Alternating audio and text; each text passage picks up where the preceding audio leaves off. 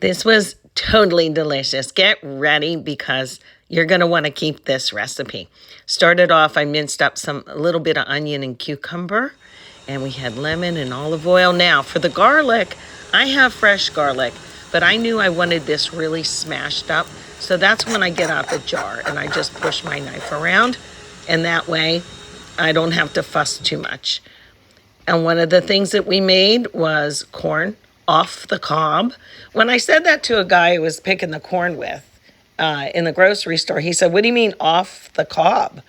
And so I'm like, oh, my family loves it this way. So this is 6 ears of corn. And I showed you the other day how I take it off. And I put a little bit of water in there, and I'll get back to that in a minute. But in the meantime, look what I'm doing here. I am sauteing orzo. And we love orzo as an alternative. This is going to be the cold salad. Now, you could boil it per the instructions on the package and let it cool all the way and dry. But I like to wake up the flavors by doing it this way. Do you remember rice-a-roni? You would use like a tablespoon of some oil, and then you would not walk away because it will burn. So you're going to toast it. Just keep moving it around a little bit until you can really smell it. Now I'm going to put the water in because it does have to cook. So I use 2 cups of the orzo and then 1 cup to start of water. Now look how this is going to cook down. That water's going to all evaporate in no time at all. And you may have to add more, just like you would if you were making risotto. You keep adding either broth. I made it the other day as a hot dish with chicken broth, and I had shallots and garlic in it. But look, all this water evaporated, but I have to taste the orzo, and it's still much too al dente. It's not cooked yet. So I will add a little bit of water, more at a time. My corn is probably done. Yeah. See, the water has evaporated there. Don't cook this on real high. My burner's at about, low. And believe it or not, it's going to be done. You can taste it. But what I like to do now, don't salt it ahead of time. Please don't salt your corn ahead of time. I'm going to do a few tabs of butter now. Take it off the heat.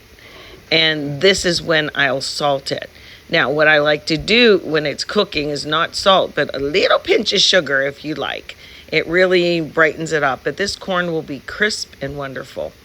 And so the corn's all done, but I'm tasting this orzo again.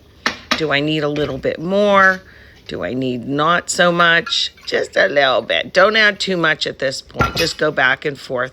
I only had to do this twice, though. 1 cup and then about a half a cup again.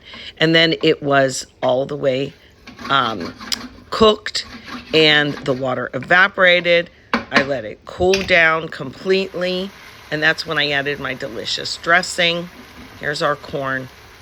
I'm going to keep this in the refrigerator until it's time, and then I'm just going to microwave it right quick. And I'm telling you, our family just gobbles this up. So good, so much easier. You can serve corn on the cob that way. So here it is. And I forgot one thing. I can't believe I did, but I did forget one thing. I took fresh parsley from my garden and I put that on top, but I forgot to garnish it with, are you ready? Oh, but it was, believe me, it was still delicious. And I'm going to try and remember to put the dressing. I made a Greek flavor. I use that dressing a long time, and I like to use a cute spoon. Son's dumb. So here it is in its beauty. And this is what I forgot. I forgot the feta cheese on top. And it stayed in the refrigerator, but everybody enjoyed the salad.